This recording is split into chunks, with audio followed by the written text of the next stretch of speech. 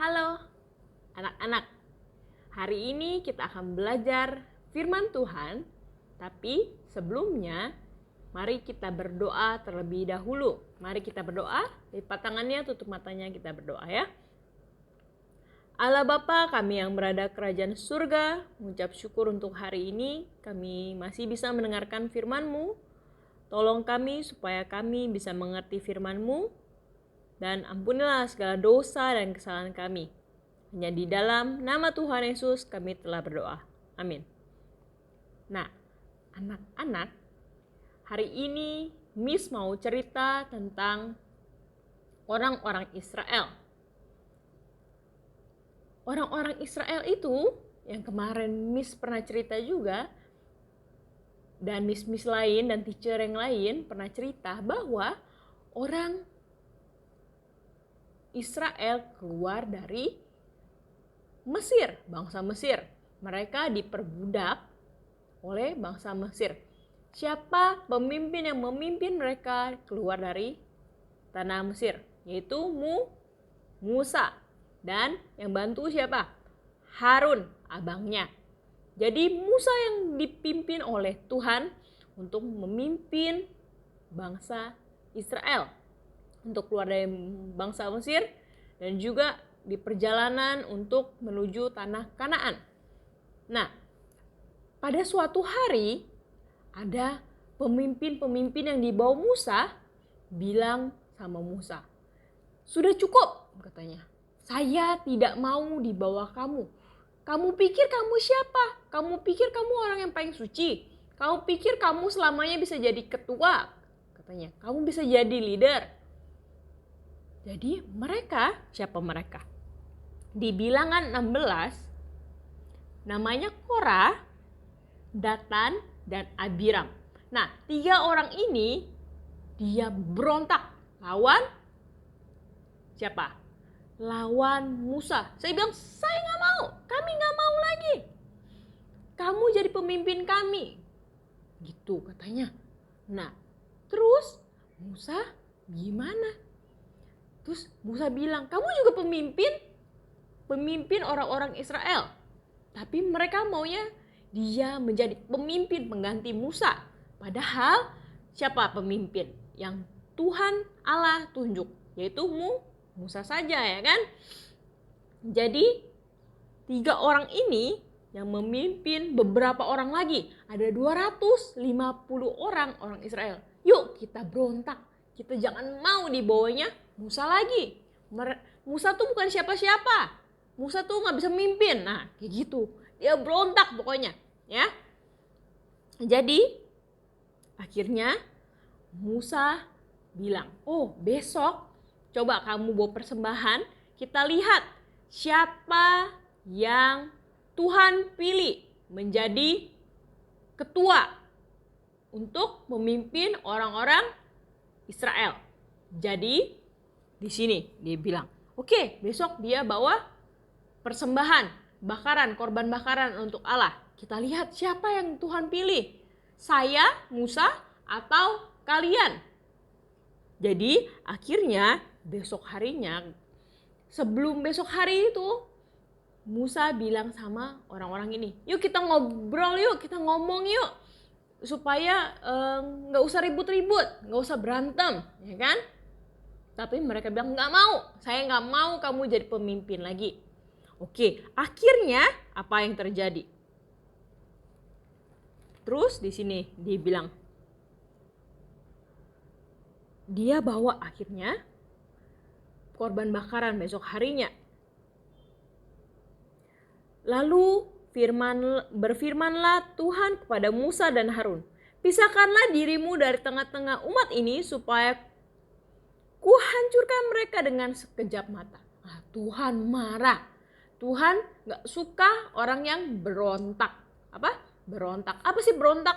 Berontak itu orang yang tidak mau dengar perintah Tuhan. Dia disuruh Musa yang menjadi pemimpin, tapi dia gak mau. Dia berontak. Nah, anak-anak, siapa yang di rumah suka berontak orang tua? Misalnya disuruh belajar, gak mau belajar. Disuruh mandi, gak mau mandi. Itu namanya berontak. Jadi kalian anak-anak harus jangan punya sifat berontak sama orang tua terutama ya. Jadi di sini kita diajarkan tidak boleh berontak. Jadi apalagi di sini. Terus 28. Sesudah itu berkatalah Musa, dari hal inilah kamu akan tahu bahwa aku diutus Tuhan untuk melakukan segala perbuatan ini. Dan hal ini bukanlah dari hatiku sendiri. Dia bilang, bukan saya yang mau kok jadi ketua, kata Musa. Tapi Tuhan yang pilih saya. Ya kan?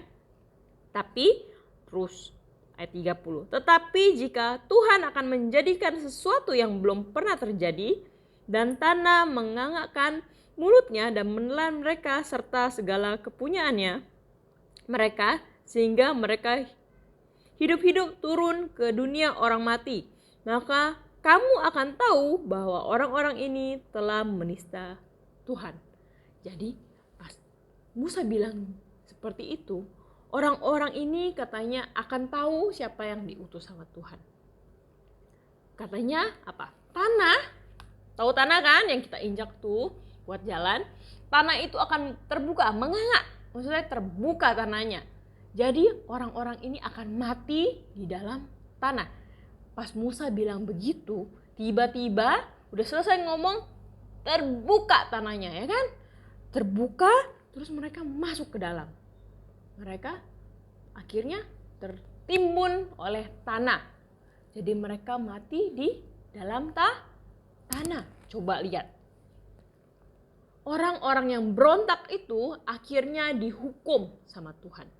Tuhan itu emang baik, Tuhan itu kasih sama kita. Tapi kalau kita nakal, kita berontak-berontak, Tuhan akan hukum kita.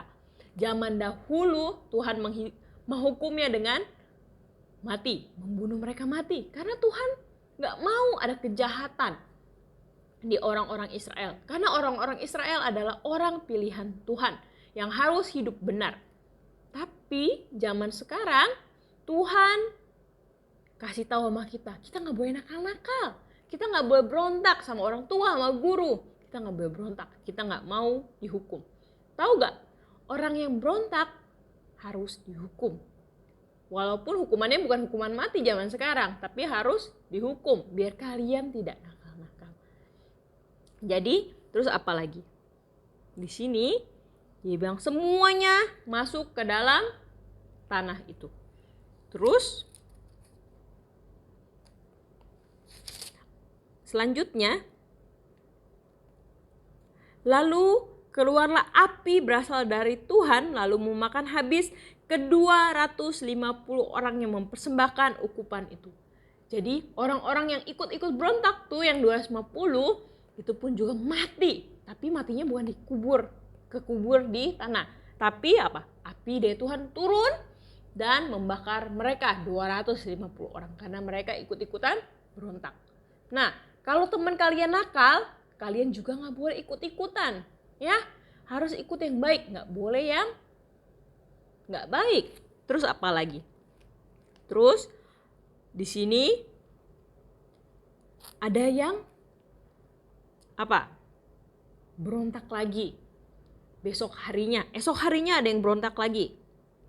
Siapa mereka? Kita baca ya ayat 48. Ketika ia berdiri di antara orang-orang mati dan orang-orang hidup, berhentilah tulah itu. Dan mereka yang telah mati kena tulah itu ada 14.700 orang banyaknya. Belum terhitung orang-orang yang mati karena perkara Korah. Nah, ada orang-orang yang berontak lagi berapa banyak? 14.700. Wah, tadi cuma 250, sekarang 14.700 yang mati karena berontak, kena tulah. Karena mereka tetap gak mau Musa yang pimpin mereka. Jadi anak-anak, ini adalah keadilan Tuhan sama orang-orang yang berontak. Jadi kita diajarkan untuk tidak berontak, kita tidak nakal. Ya, memang zaman sekarang kita gak dihukum mati sama Tuhan. Tapi kita kalau disayang sama Tuhan, kita harus dihukum. Kalau kita disayang sama mama, kadang-kadang mama marahin kamu, itu artinya sayang. Kalau Miss marah sama kamu, berarti artinya sayang. Teacher marah sama kamu, artinya teacher sayang. Mau kalian berubah. Misalnya kamu gak dihukum, kamu gak didisiplin, kamu akan menjadi anak yang nakal. Miss gak mau anak-anak Miss jadi anak yang nakal. Miss mau kamu berubah. Misalnya siapa yang nakal? Miss tegur, Miss disiplin, dan dia bisa berubah, ya kan?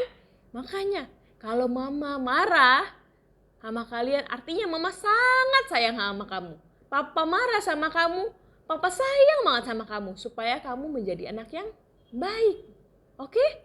Jadi hari ini kita belajar tentang orang-orang yang berontak sama Musa. Dia gak mau Musa jadi pemimpin.